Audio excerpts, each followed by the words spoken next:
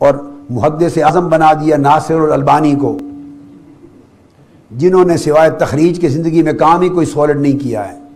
اور ناصر الدین البانی وہ محدث اعظم ہیں کہ جو حدیث انہیں اپنے عقیدے کے خلاف نظر آتی ہے وہی ضعیف بھی ہے، وہی موضوع بھی ہے.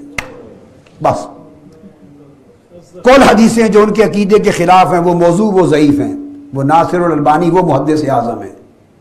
کاش اصل حدیث کی کتابوں کو پڑھا ہوتا، اصل تفاسیر کو پڑھا ہوتا، اصل اسانید اور طرق کو پڑھا ہوتا، اصل کتب کے سمندروں میں غوطہ زنی کی ہوتی، اسماء و رجال اور علم جرح و تعدیل کی کتابیں پڑھی ہوتی، اصل حدیثیں ہی پڑھی ہوتی تو کوئی بات تھی. اردو کی ایک کتاب پڑھ لی اور اس البانی صاحب کو محدث اعظم بنا دیا. اس کی محدث اعظمیت بھی سناتا ہوں آپ کو برسبیل تذکرہ، چونکہ آگے ہم چلیں گے. وہ ناصر کا حوالہ دیا ہے کہ انہوں نے بھی لکھا ہے اس حدیث کو اور صحیح لکھا ہے. وہ ناصر الدین البانی کیا محدث اعظم ہے. یہ میرے ہاتھ میں کتاب امام بخاری کی الادب المفرد ہے، آپ اس کو پہچان لیجئے. امام بخاری کی الادب المفرد، یہ کتاب مدینہ یونیورسٹی میں، ام القریٰ میں، سعودی عرب میں، عالم عرب میں یہ شامل نصاب ہے. اور شرق تا غرب دنیا کے ہر بڑے مکتبے پر یہ اویلیبل ہے. یہ کتاب نایاب نہیں ہے. امام بخاری نے اسلامک ایٹیکیٹس پر، اسلامک مینرز پر، اسلامک ویلیوز پر لکھی ہے. بڑی اونچے درجے کی کتاب الادب المفرد. ان کے شیخ امام بخاری کے شیخ امام ابن ابی شیبہ، انہوں نے بھی کتاب لکھی ہے کتاب الادب. اب اس کتاب میں میں نے کیا کیا کہ میں جو نسخہ ملتا ہے شرح کے ساتھ، تخریج تحقیق کے ساتھ، نیا سے نیا، ہر ایک کتاب کا بھی اگر نئی تخریج ہوتی ہے، نئی تحقیق ہوتی ہے، نئی شرح آتی ہے، نئے حواشی آتے ہیں، کام ہوتا رہتا ہے، جو بھی ملے میں خرید لیتا ہوں. تو ایک ایک کتاب کے کئی نسخے، نئی تحقیق، نئی تخریج اور نئی شروع کے ساتھ ہمارے پاس ہوتے ہیں. یہ طریقہ ہے. تو میں ایک کتاب خرید لایا، ناصر الدین البانی صاحب نے تخریج کی تھی. وہ کتاب میرے پاس موجود ہے. میں نے دورہ صحیح مسلم میں دکھائی تھی، کیو ٹی وی پر چل چکا ہے. وہ کینیڈا میں پڑھی ہے، اس وقت میرے پاس نہیں ہے. تو میں نے کتاب کے صفحے بھی اور کتاب ساری پوری دنیا کو دکھائی تھی. وہ کینیڈا میں ہے. کیا ہوا، اچانک نظر سے کتاب گزری تو دور سے میں نے دیکھا تو میں نے سمجھا الادب المفرد ہے، لکھا ہوا تھا الادب المفرد.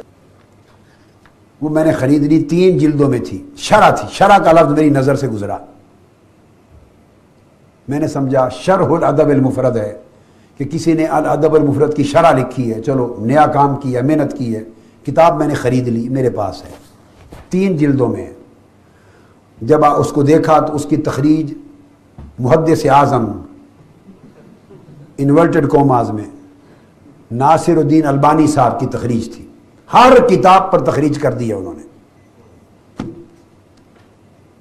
اور اہل سنت سوتے رہیں گے، یہ صرف فتوے لگاتے رہیں گے، اپنے سنیوں کو سنیت سے خارج کرتے رہیں گے. الا ماشاء اللہ، الا ماشاء اللہ. ہر ایک کی بات نہیں کر رہا، یہ یہی کام ہی کرتے رہیں گے اور دوسرے دیمک کی طرح کھا گئے. اور میں تو کبھی درد کرتا ہوں کہ 50 سال کے بعد سوچو حشر کیا ہوگا عقیدے کا.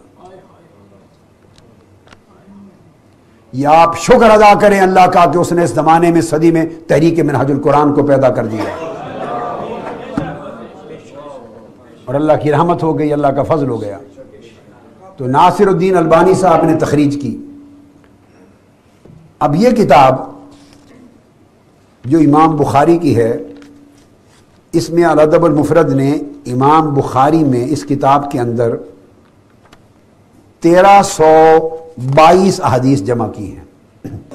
1322 احادیث امام بخاری نے جمع کی ہیں.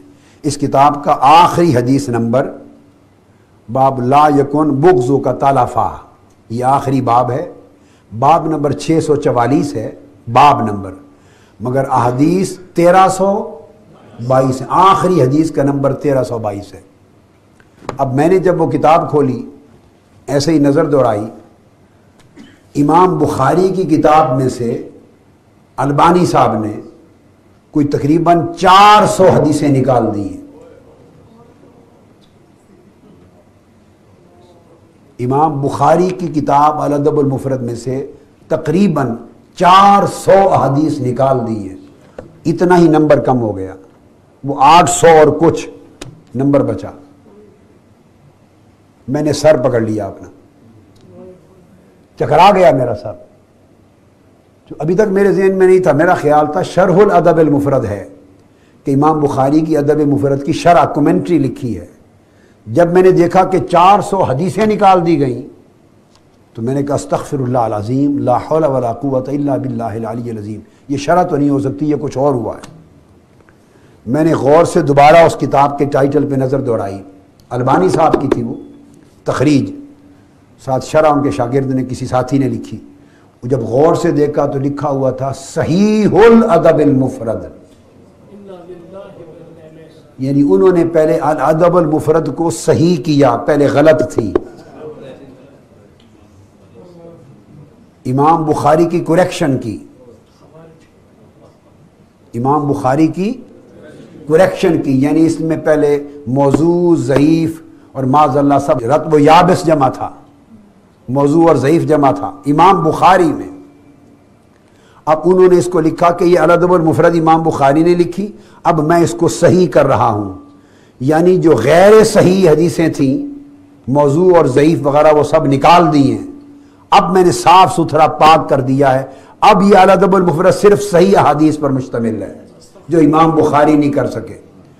تو گویا محدث اعظم صاحب کا مطلب یہ ہے کہ اب وہ امام بخاری کی کریکشن کرنے والا بن گیا ہے، امام بخاری کا استاد بن گیا ہے، امام بخاری کا ٹیچر بن گیا ہے، ان کو صحیح کر رہا ہے۔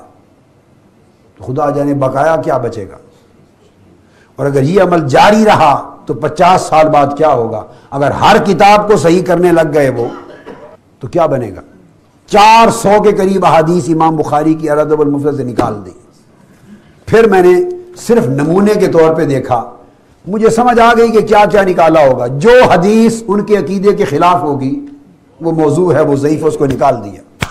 یہ ہے محدث اعظم، ان کا کام یہ ہے، حدیثوں کی کتابوں کو پڑھنا، جس حدیث کو دیکھا کہ ان کے عقیدے سے میل نہیں کھاتی، ان کے عقیدہ ان کے خلاف ہے، ان کے عقیدے سے جوڑ نہیں ہے، اور جس عقیدے کو وہ رد کرتے ہیں وہ ثابت ہوتا ہے، بس اس کو ضعیف اور موضوع بنا کے نکال دیا، رد کر دیا، اور تخریج کے ذریعے صفحے بھر دیے۔ میں نے بطور نمونہ دیکھا کہ کیا کیا حدیثیں نکالی ہیں، مجھے علم تھا، اندازہ ہو گیا، لیکن میں نے باب کھولا، باب نمبر 444، باب نمبر 444 امام بخاری نے قائم کیا، باب تقبیل الید، ہاتھوں کے چومنے کا باب۔ اب یہ عقیدہ امام بخاری کا ہے، یہ عقیدہ امام بخاری کا ہے، دست بوسی کا باب، ہاتھ چومنے کا باب۔ اس زمانے امام بخاری تو ہاتھ چومتے تھے، اور حضور کی حدیث ہے صحابہ بھی آقا کے ہاتھ چومتے تھے، تابعین تبع تابعین امام بخاری مسلم تک ہاتھ چومتے تھے، اور ہاتھ چومنے کے باب بناتے تھے حدیث کی کتابوں میں۔ اب ہاتھ چومنا بدعت ہو گیا ہے، تو عقیدہ وہ صحیح تھا، یہ آج صحیح ہے۔